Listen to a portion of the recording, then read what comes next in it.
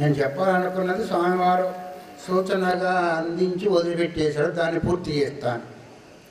ఆత్మానమరణం ఆత్మానం రథనం విద్ధి శరీరం రథమేవతో బుద్ధింతు సారథ్యం విద్ధి మన ప్రగ్రహమేవ చ ఇంద్రియాణి అయానాహుర్విషయాస్తేషు గోచరాన్ ఆత్మేంద్రియ మనోయుక్తం భోక్త ఇది ఆహుర్మనీషిణః. కఠోపనిషత్తులో నచికేతునికి యమధర్మరాజు బోధిస్తూ ఈ శరీరాన్ని ఏమంటున్నా మనం ఇప్పుడు నేను నేను నేను నేను నేను లేదా నాది నాది నాది నాది రెండే కదా. నా శరీరము బాగలేదు, ఆరోగ్యంగా లేదు, ఒకటి నాది. నేను వెళుతుంటున్నాను, తింటున్నాను, చూస్తున్నాను, వింటున్నాను అనేది నేను చెప్తున్నాను. రెండూ ఉన్నాయి. ఇది నాదా నేనా? దేహం ప్రాణమపీంద్రియాణ్యపి చలాం బుద్ధిం చ శూన్యం విదుః స్త్రీ బాలాంతజడోపమాత్వమితి భ్రాంత భ్రసంవాదిన. శంకర భగవత్పాదులు శరీరాన్ని గురించి దేహం ప్రాణం అపి, ఈ శరీరము స్త్రీని, బాలుని, వృద్ధిని, సన్యాసిని, గృహస్థుని, ఫలానా ఫలానా అని శరీర ధర్మాలను తనేందు ఆరోపించుకుంటున్నాడు. ఇంకా ఇది నేను కాదు, నాది కాదు, నేను నేను నాది నాది అనేవాడు ఎవడున్నాడో వాడు నా కన్ను, నా ముక్కు, నా చెవు, నా కాలు, నా ఫలానా అంటూ ఉన్నావు. నా అంటున్నావా, నేనంటున్నావు. ఎప్పుడైతే సంబంధం షష్ఠీ సమాసం కలుగుతుందో నాకంటే భిన్నం నా గడియలం, నా మైకు, నా మాల అని ఎట్లాగైతే అంటున్నామో అంటున్నప్పుడు నాకంటే ఇవన్నీ కూడా భిన్నంగా ఉన్నాయో అవి నేను కాదో. నేనేనా? మైకు నేనేనా? నాదా? నాది. పుస్తకం నేనేనా? నాదా?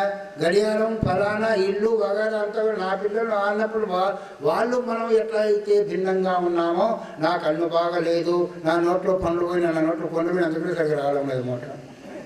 నా కాలుకు ఆపరేషన్ అయింది, నేను ఆపరేషన్ అయిందా? నా కాలుకి ఆపరేషన్ అయిందా? నా కంటికి పొరొచ్చింది అంటున్నావా? నేను కన్నుకు పొరొచ్చింది అంటున్నావా? అందువల్ల ఇది నేను కాదు. అందుకొరకే ఆత్మానం రథనం విద్ధి. ఎట్లాగైతే మనం ఇక్కడికి వచ్చేదానికి ఒక కారును, ఒక స్కూటర్ను, ఒక సైకిల్ను వాడుకొని వస్తున్నామో, నా సైకిల్ అంటున్నామో, దాని ద్వారా ఒక ప్రయాణం చేస్తున్నామో, ప్రయాణం చేసి ఒక లక్ష్యాన్ని పొందుతున్నామో, లక్ష్యం పొందిన తర్వాత అక్కడ ఉండేదాన్ని అనుభవించి ఎట్లయితే ఆనందాన్ని పొందుతున్నామో, అలాగే ఇందులో ఉండే ఏదైతే ఏది ఉన్నందువల్ల ఈ శరీరానికి అంతా కూడా ఒక సత్తా వచ్చిందో, ఉనికి వచ్చిందో, ఏనేక్షతే శృణోతి జోగ్యతి వ్యాకరోతి స్వాద్వస్వాదు విజానాతి తత్ ప్రజ్ఞానం ఉదీరితమనే ప్రజ్ఞానం బ్రహ్మ అనే మహావాక్యానికి మరి పంచదశీకారుడు అర్థాన్ని బోధిస్తూ ఏనేక్షతే దేని ద్వారా ఏదున్నందు ద్వారా చూస్తున్నావో, ఏదున్నందు ద్వారా తింటున్నావో, వింటున్నావో, పాడుతున్నావో, ఏదున్నందు వల్ల మా ఏఎన్నారు అంటే ఎవరు? మొన్నగా చెప్పారు ఏఎన్నారు చెప్పరేమండి? ఏ నాగేశ్వరరావు ఆడాడు, పాడాడు, పాడించాడు, అన్నీ చేశాడు. ఆఖరికి మహా సగౌరవంగా వెళ్ళాడు. స్వదేశీ పూజ్యతే రాజా విద్వాన్ చెప్పరేమండి? సర్వత్ర పూజ్యతే. చూడండి, సంగీత సాహిత్య కళావీణ, సంగీతము సాహిత్యము ఈ రెండు కళలు లేకపోతే తోకలేని పశువు అంట. సంగీతం అంటే ఏంటిది? ఇప్పుడు ఎవరైతే ఈ సంగీత కళలు పోషించి సామవేదం అది. సాహిత్యం అంటే ఇప్పుడు మనం చెప్పుకునేదంతా కూడా సాహిత్యం అంటే అశ్లీలమైన సాహిత్యం కాదు. దేని ద్వారా ఒక తత్వాన్ని తెలుసుకుంటామో, ఒక ఆనందాన్ని పొందుతున్నామో, తమ లక్ష్యాన్ని పొందుతామో అదంతా కూడా. అందుకనికే సంగీతం సాహిత్యము అమ్మవారికి రెండు స్థానాలు ఉంటాయి. సంగీతం అంటే సమవేదము, సాహిత్యం అంటే వేద విజ్ఞానము. ఏ విజ్ఞానం ద్వారానైతే అట్లా ఆడారు, పాడారు, భగవంతుని మెప్పించారు, భగవంతుని పొందారు. అట్లా ఈ చింతన చేశారు, చేసి ఆ భగవంతుని పొందారు. ఈ రెండింటిని ద్వారానే భగవత్తత్వం మన అవగాహన పడుతుంది. మూడోది అన్నమాచార్యుడు వగైరా అంతా కూడా పాడి, మీరాబాయి వగైరా అంతా పాడి ఆయన యొక్క గీతాలు ఆలాపించి భగవత్వంతాన్ని పొందారు. అట్లాగే ఋషులు మహర్షులు అంతా కూడా సాహిత్యం, వేద సాహిత్యాన్ని అంతా కూడా, విజ్ఞాన సాహిత్యాన్ని అంతా కూడా, ఆధ్యాత్మిక సాహిత్యాన్ని అంతా కూడా అనుసంధానం చేసి మునీశ్వరులు ఋషిషులు అనిపించుకొని వాళ్ళు కూడా కొంతమంది తయారు చేసి వాళ్ళు సాత్వికం. ఈ రెండు లేకపోతే పశువులకు లేవు, మనకు లేవు అంటే మనం దేంతో సమానము? మనం అనుకోకూడదు అనుకోండి. అది లేని వాళ్ళ సంగతి, నీ సంగతి అనేది. ఆ పాపం నాకెందుకు మళ్ళీ? అందుకొరకు ఆత్మానం రథినం విద్ధి. ఎట్లాగైతే ఒక కారు వెళ్తూ ఉంటాడో, డ్రైవర్ తోలుతూ ఉంటాడో, దానికి అధిపతి అయిన వాడు దానిలో కూర్చుంటూ ఉంటాడు, ఆ కారు నడుస్తూ ఉంటుంది. అట్లాగే ఇందులో ఉన్న ఆత్మ ఏది చైతన్యము, లేదా స్ఫూర్తినిచ్చే తత్వము, లేదా జ్యోతి స్వరూపము, శక్తి చైతన్య స్వరూపం ఏదైతే ఉందో అది తాను. ఈ రథంలో కూర్చుని వెళ్ళేవాడు. రథం ఊరికే ఎందుకు, మీకు కారు అలవాటు కాబట్టి కారులో ఉండే యజమాని.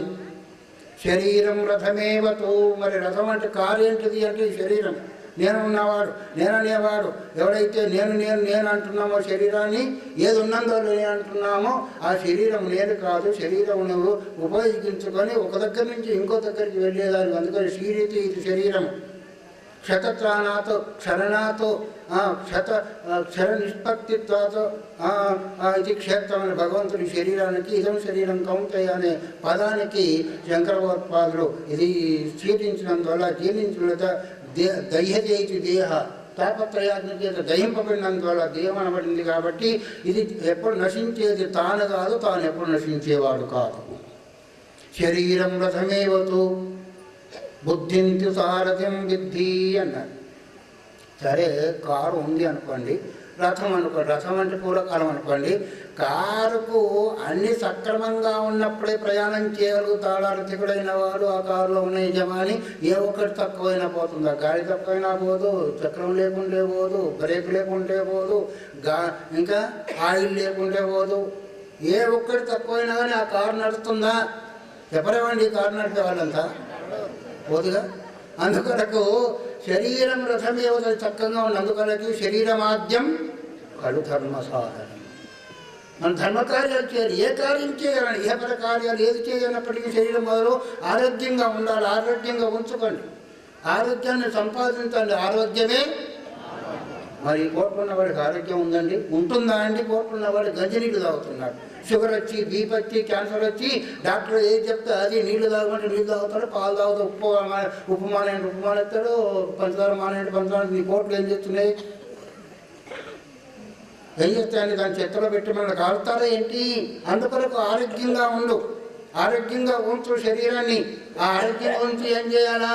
ఏ కార్యం కొరకైతే, ఏ పని కొరకైతే, ఏ లక్ష్యం కొరకైతే శరీరం మానవుడు దొరికిందో ఆ లక్ష్యాన్ని పూరించు. అందుకొరకే ఒక చేతిలో వ్యవహారం, ఒక చేతిలో పరమార్థం ఉన్నప్పుడే మన యొక్క జీవితం ఏదైతే ఉందో ఆనందమయంగా జరిగే. కేవలము పరమాత్మ వరకు పోతే మహానుభావుడే.